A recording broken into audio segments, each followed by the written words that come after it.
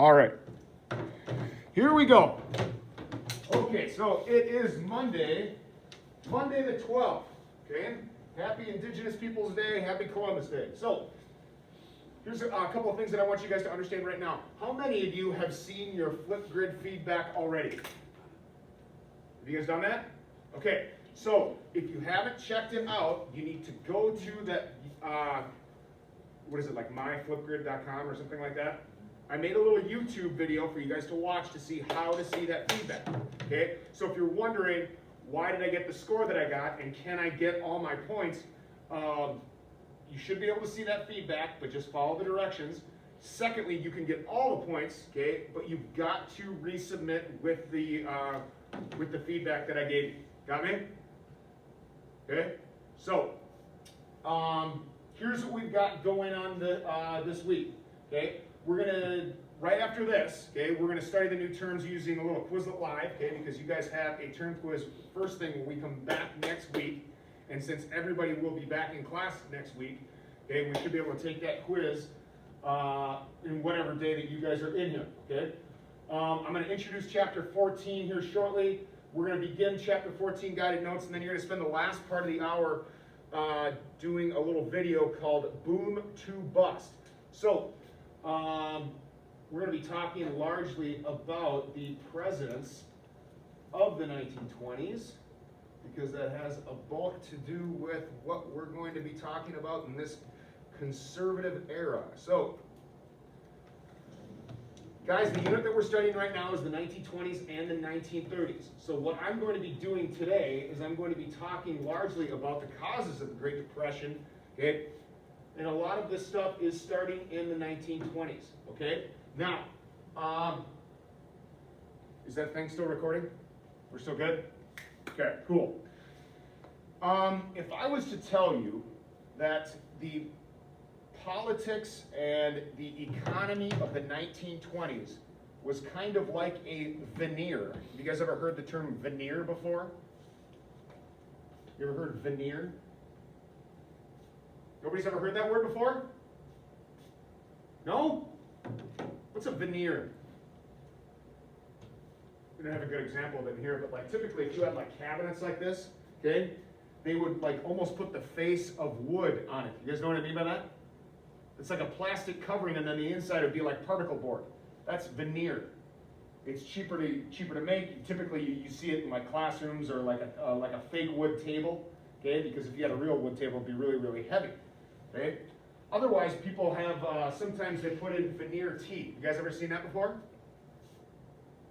Well, it's just a covering, right? It's like a cap to your tooth, okay? It's fake, okay? And on the outside, it looks great. So if I were to tell you that the economy of the 1920s was like a veneer, what I'm essentially saying is it was fake, and on the outside, it looked just fine. You guys got me?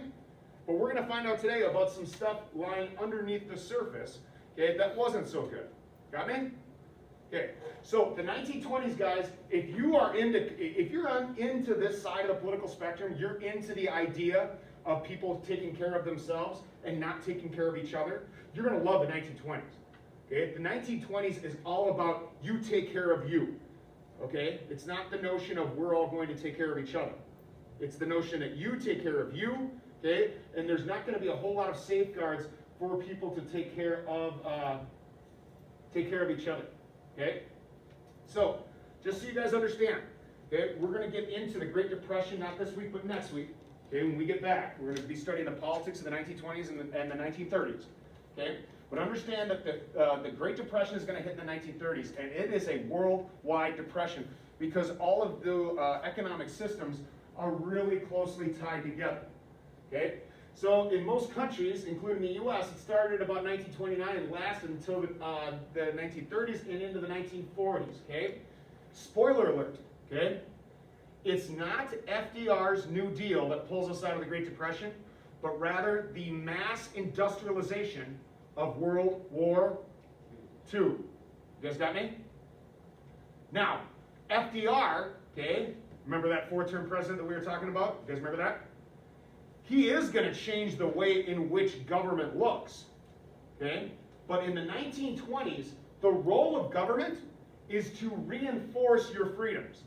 Got me? It was a very laissez-faire style of government. You guys ever heard that term before, laissez-faire? No? Laissez-faire means hands off. Okay? Why didn't we see this thing coming? Because there were a lot of distractions.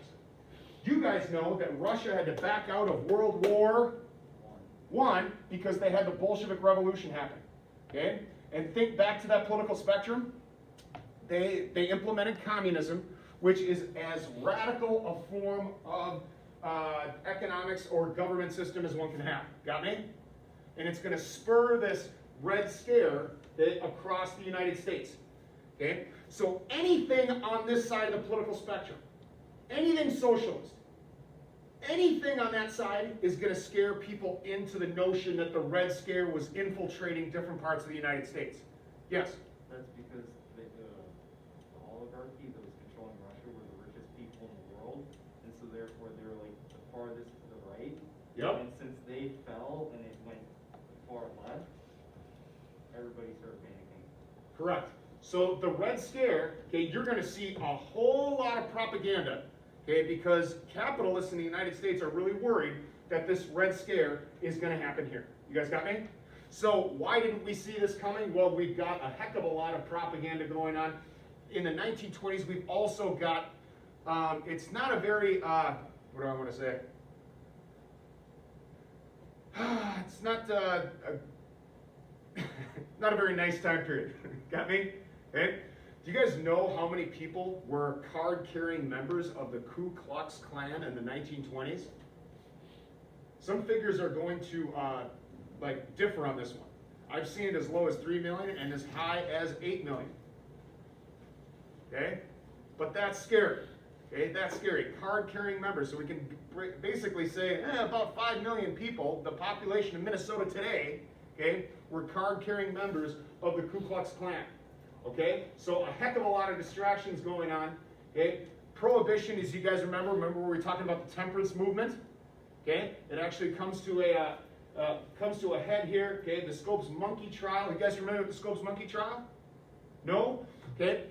What had happened was, okay, we remember one of these founding tenets of the United States, right, is that we've got separation of church and what? Church and what? State, right? Okay? However, okay, in the classroom, one was not supposed to teach any theory about evolution because according to a lot of people's mind, that contradicts the Bible. Got me? Okay? And when if something contradicts the Bible, people didn't want it taught in schools.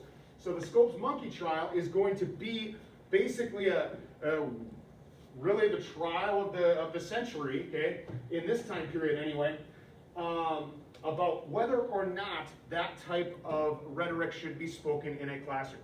You guys got me? Okay, and you guys will learn more about that as we go here, and that's even in the video today. Okay, the automobile, okay, is going to be everything in industry is going to be revolved around the automobile. Okay. A lot of things are going to change about a lot of attention put toward the automobile. Okay? All right. Do you guys know the difference between a bull market and a bear market? Okay? Bull market means things are going up. Stocks are going up. Okay? Things are going well. You guys got me? A bear market is the opposite. Things are going down. Okay? But a lot of people are really going to start investing in Wall Street in this time period. Okay? Now, remember how we mentioned that things were good on the surface? You guys got me? Okay? Well, people were doing irresponsible things called like buying on the margin. Okay? Buying on the margin was the notion that you could buy that stock for a fraction of the price. Okay? And it was great if the stock went up. Got me? If it went down, though, the problem is that you bought that for a fraction of the price and you owe the money that you were taking out for a loan for the rest of that stock. You guys got me? Okay? So a lot of the stuff is going to show that things are going well, but underneath the surface, it's really not going that well. Okay? Furthermore, a lot of people in this time period were really irresponsible with credit. You guys got me?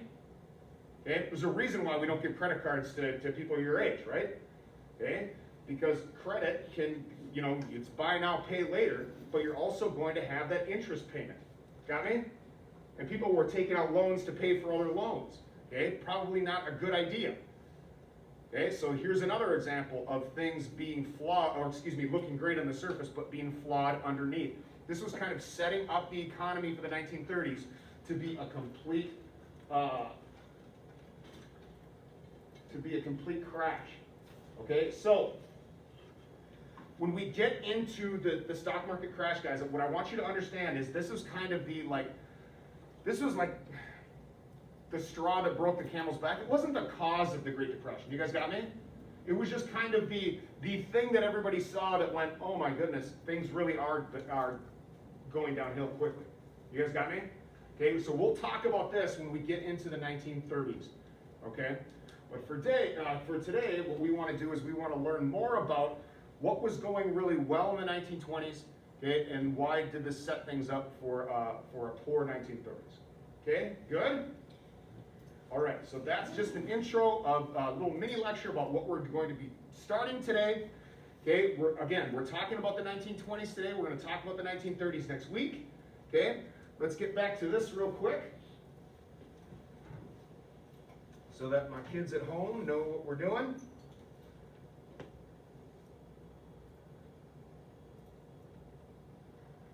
So, right after this, kids, what we're going to do is we're going to start reviewing the terms so that you guys can start to know some of those 1920s terms.